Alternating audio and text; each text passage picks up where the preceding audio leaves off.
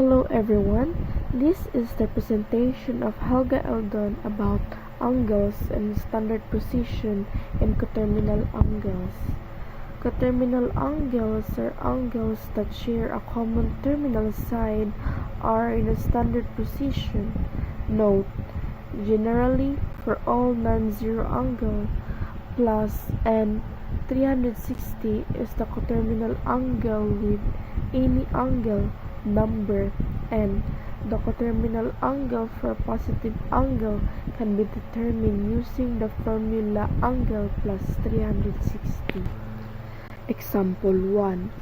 Find three positive angles that are coterminal with 30 degrees, negative 55 degrees. Solution. Use the formula angle plus n 360 as follows. 300 degrees plus 360 degrees equals to 390 degrees. 30 degrees plus 2 times 360 degrees equals to 750 degrees. 30 degrees plus 3 times 360 degrees equals to 1110 degrees.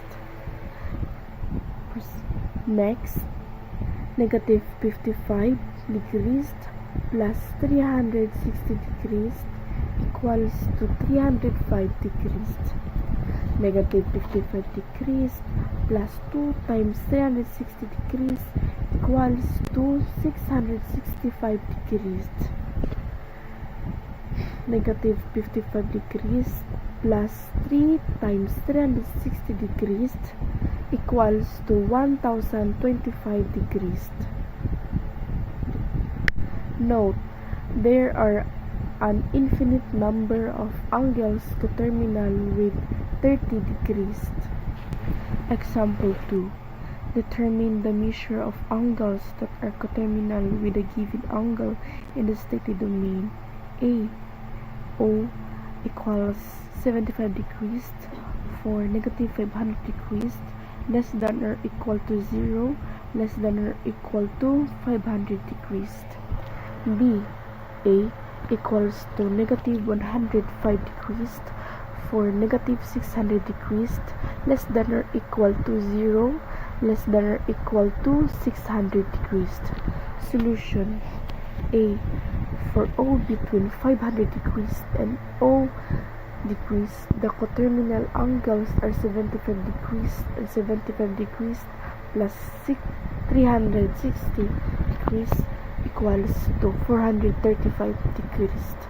For at between O degrees and negative 500 degrees, the coterminal angle is 75 degrees. Negative 360 degrees equals to negative 285 degrees. B. For at between 600 degrees and O degrees, the coterminal angle is negative 105 degrees plus 360 degrees equals to 255 degrees. For at between O degrees and negative 600 degrees, the coterminal angles are negative 105 degrees and negative 105 degrees, negative 360 degrees equals to negative 465 degrees. In real-life situation problems, problem 1, clock problem, the minute hand of a clock at 90 degrees at quarter past the hour. After completing one full rotation in an additional 90 degrees, it ends at 450 degrees. Question. Are the angles 90 degrees and 450 degrees coterminal? What are the sine and cosine values for both angles? Solution. Number 1.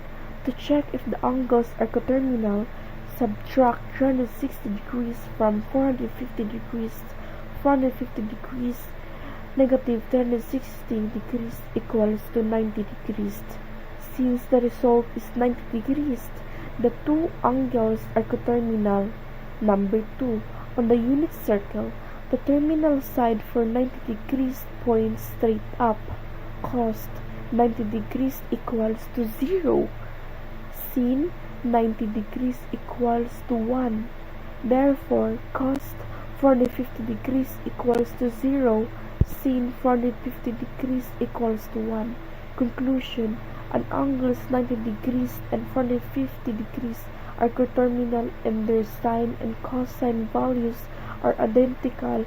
Sin equals 1, cos equals 0.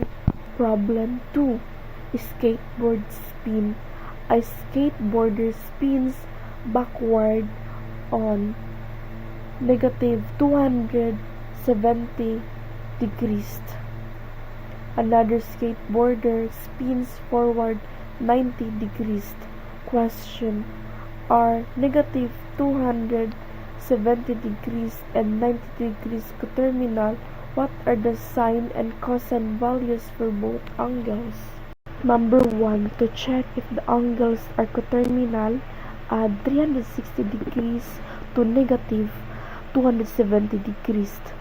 Negative 270 degrees plus 360 degrees equals to 90 degrees. Since the result is 90 degrees, the two angles are coterminal. Number 2. On the unit circle, the terminal aside for 90 degrees points straight up. Cos 90 degrees equals 0. Sin 90 degrees equals 1. Therefore, cos negative 270 degrees equals 0. Sin negative 270 degrees equals 1. Conclusion: the angles negative 270 degrees and 90 degrees are coterminal and their sine and cosine values are identical. Sin equals 1, cos equals 0. These problems emphasize how coterminal angles have the same sine and cosine values, making them useful in analyzing rotational motion or periodic cycles. Thank you.